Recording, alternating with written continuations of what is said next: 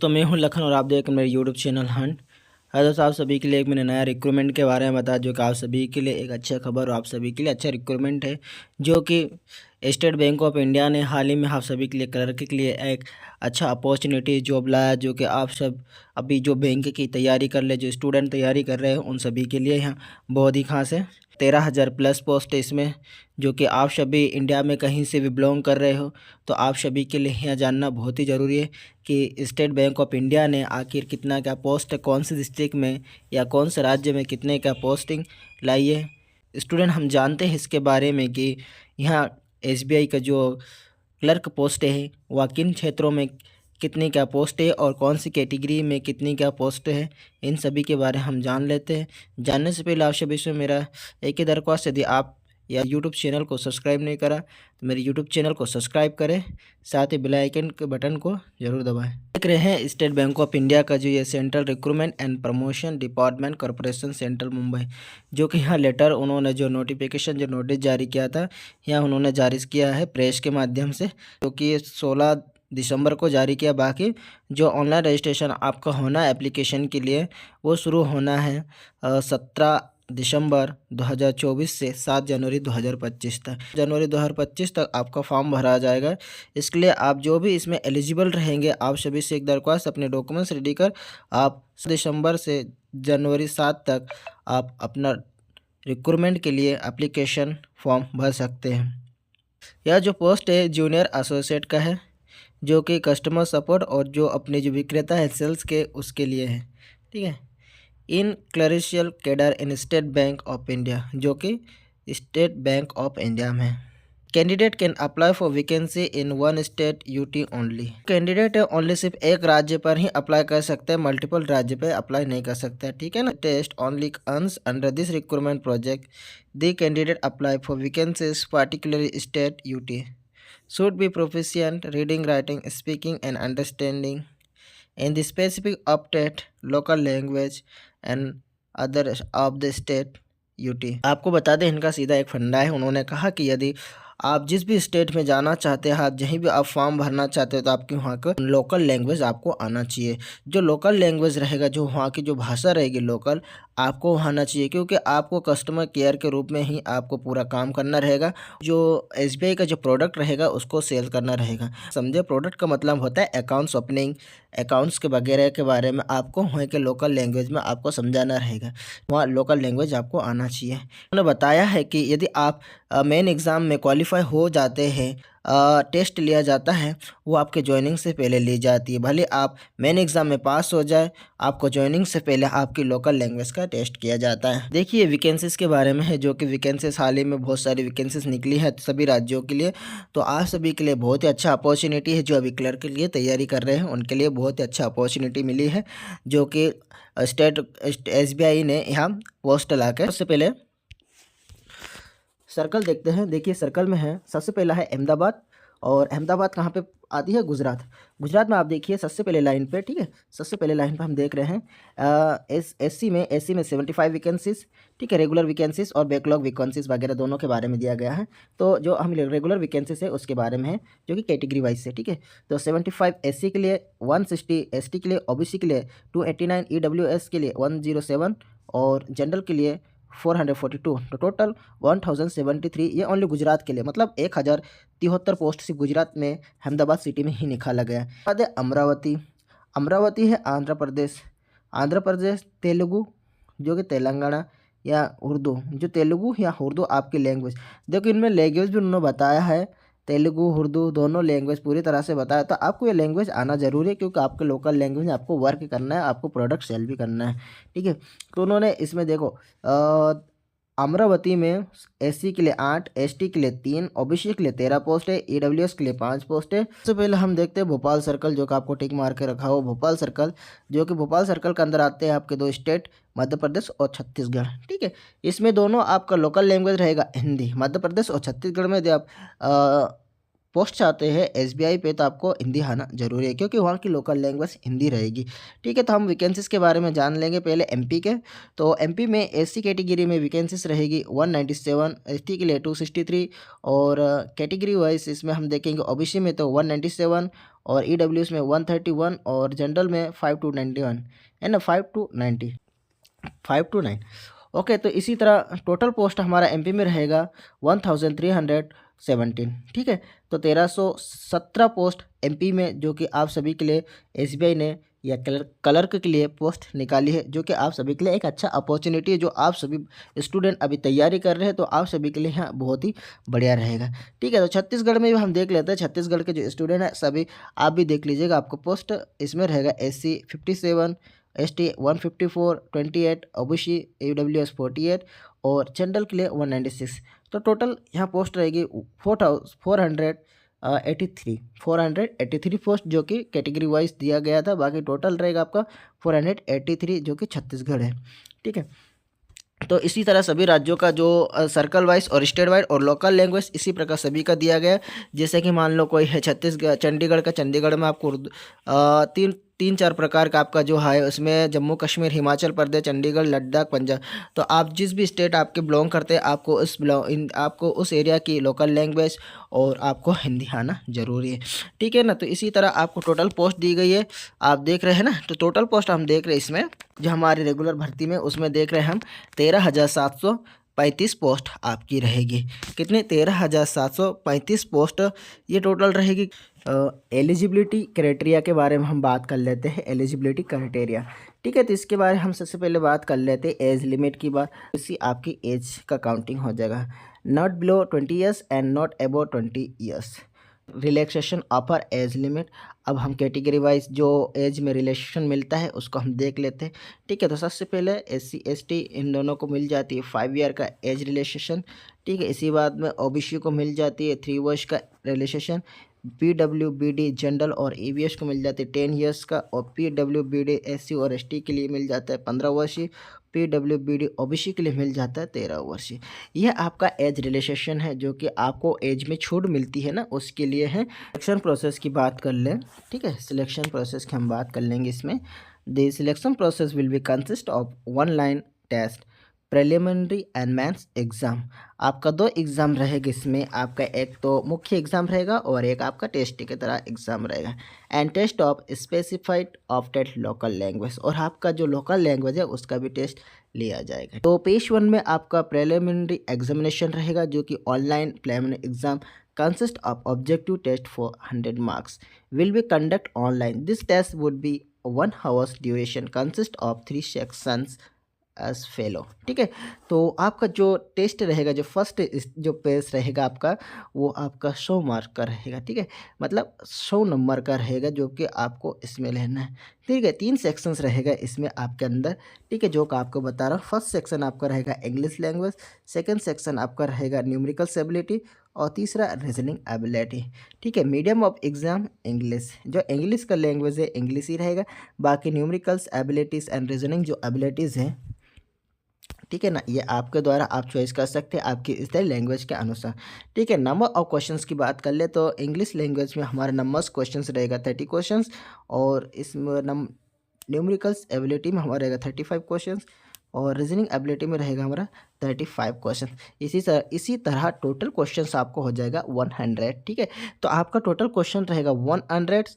हम मार्क्स की बात कर ले तो इंग्लिश लैंग्वेज में रहेगा 30 क्वेश्चन पे 30 मार्क्स, 35 क्वेश्चन पे 35 मार्क्स, और रीजनिंग एबिलिटी में 35 में से 30 मार्क्स, और टोटल मार्क्स भी आपका 100 ही रहेगा। ठीक है, टोटल मार्क्स भी आपका 100 ही रहेगा ड्यूरेशन पीरियड की। ठीक है, तो ड्यूरेशन पीरियड की आप देख रहे हैं, दोनों का ड्यूरेशन पीरियड देख रहे हैं।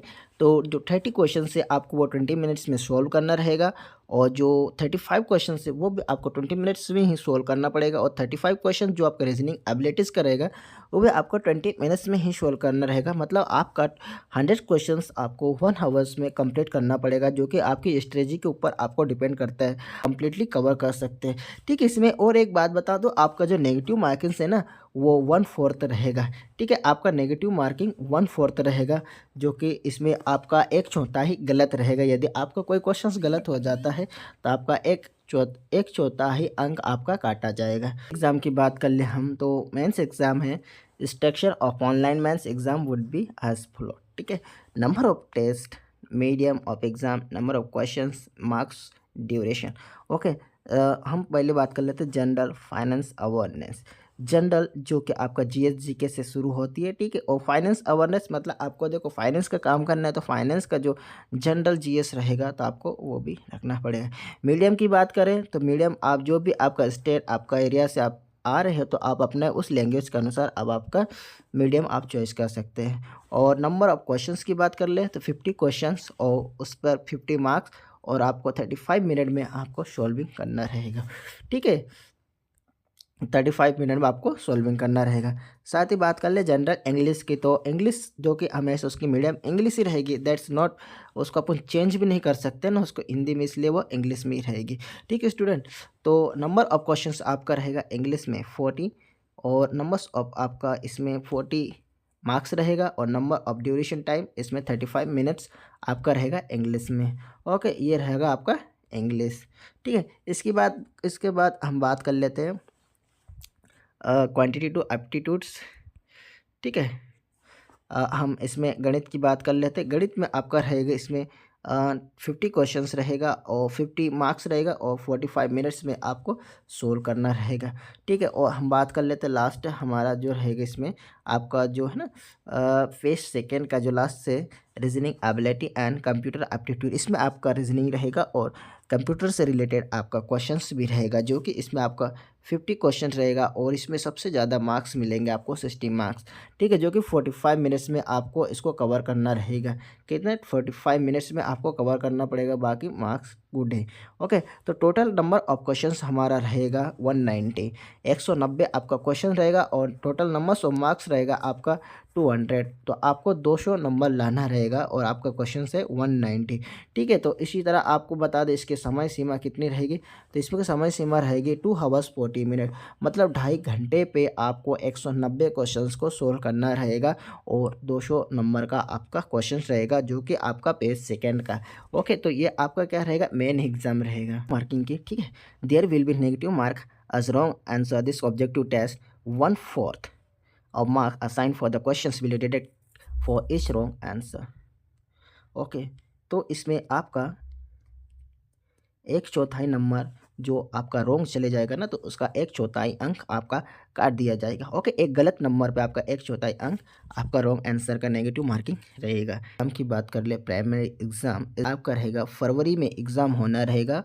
एनेक्सा 1 में आपका एग्ज़ाम सेंटर के बारे में भी प्रोवाइड किया गया, जो कि आपका फर्स्ट जो एग्ज़ाम पे स्किल का आप देख रहे हैं 24,050 से लेके 13,400 है ना। ये आपका थर्ड ग्रेड से लेके 28,000, इसके बाद 33,000, इसके बाद हम 23,000 की से बात करके 57,000, 44,000, 61,000 और 64। स्टार्टिंग बेसिक पे राज 26,730 रुपीज़ है ना। तो आपका स्टार्टिंग बेसिक पे रहेगा 26,730 रुपया। क्या रहेगा आपका स्टार्टिंग जो बेसिक सैलरी आपका रहेगा 26,730 रहेगा। हर एक पोस्ट के लिए अलग एक रहेगी है ना, हर एक अलग पोस्ट के लिए अलग अलग ग्रेजुएटी और अलग अलग इसकी जो पे स्लिप रहेगी और पेमेंट आपका सैलरी रहेगा अलग रहेगा। बाकी ये बेसिक पे बता प्रोबिटेशन पीरियड के लिए है ना। The selected candidate will be governed by the terms and condition of service regulation bank first of the time of joining the newly appointed associated with the problem at minimum period of 6 period रहेगा आपका junior associate के लिए।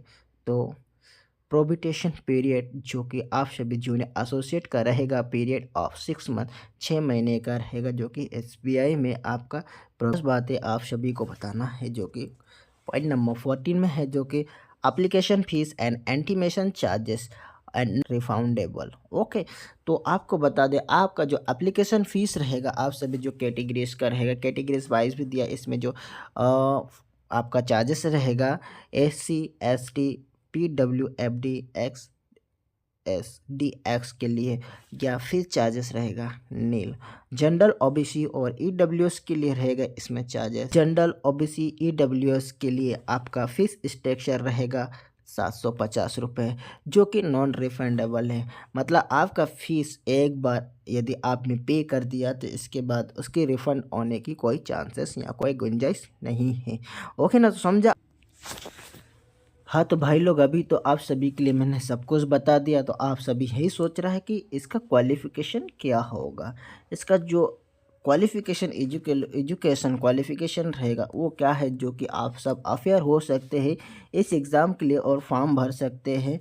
तो आइए हम उसी qualification के बारे में आप जानेंगे कि आखिर आपका क्वालिफ़िकेशन क्या रहेगा। हाँ तो हम बात कर रहे थे एसेंशियल एकेडमिक क्वालिफिकेशन, तो हम इसके एजुकेशन क्वालिफिकेशन के बारे में बात कर रहे थे स्टूडेंट। तो देखते हैं इसमें ग्रेजुएशंस के लेके सभी तक है ना, तो क्या क्या मांगा इन्हें। Graduation in any discipline from recognised universities और any equivalence qualification recognised as such by the central government. Candidates having an integrated degree IDT certificate should ensure that passing the IDA exam before 31/12/2024।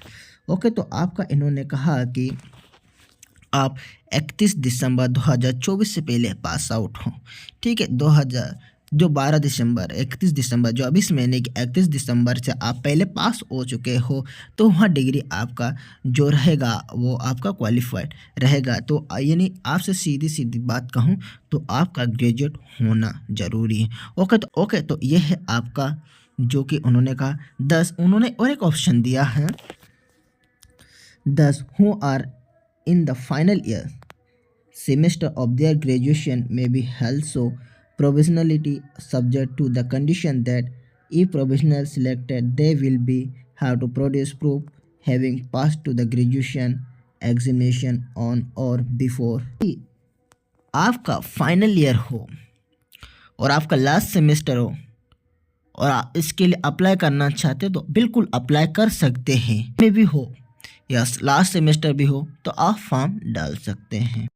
आपका पूरा मैंने अभी SBI clerk का जो notification आया था, जो कि हाल ही में आप सभी के लिए जो भाई लोग अभी SBI क्लर्क के लिए या जो स्टूडेंट अभी SBI क्लर्क में जॉब करना चाहते हो क्लर्क के रूप में SBI में, तो वहाँ उनके लिए एक बेस्ट अपॉर्चुनिटी है जो कि SBI गवर्नमेंट एम्प्लॉयज़ के रूप में आपको वर्क प्रोवाइड करती है। ओके, तो आप जहाँ भी इसमें आप जाओगे ना, जो पोस्ट निकले है जो पोस्ट निकले है उसमें आपको प्रमोशन भी मिलेगा। ओके, आपको प्रमोशन हर 3 इयर्स में, आपको 3 से 5 इयर्स के अंदर आपको departmental level exam pass out करना रहेगा, जिसके पश्चात जो आपका अभी का जो पोस्ट रहेगा क्लर्क का, उस पोस्ट से आपको और दूसरा पोस्ट मिलने का गुंजाइश रहेगा, जो कि आपका प्रमोशन और आपके एग्ज़ाम के ऊपर डिपेंड करता है। यदि आप आने वाले एग्ज़ाम को भी क्वालिफाई कर लेते हो तो आपका प्रमोशन हो जाएगा। सभी को कि फॉर्म 17 दिसंबर 2024 से 7 जनवरी 2025 तक भरा जाएगा। आपका फॉर्म का लास्ट डेट है, इस नोटिफिकेशन का अनुसार आपका फॉर्म का लास्ट डेट है 7 जनवरी 2025।